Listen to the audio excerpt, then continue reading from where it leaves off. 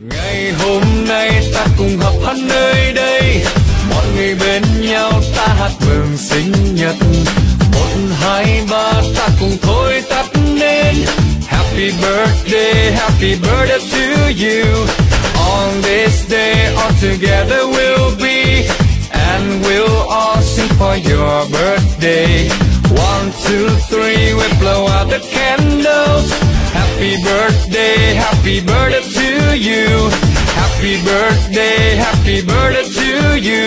And happy birthday to you.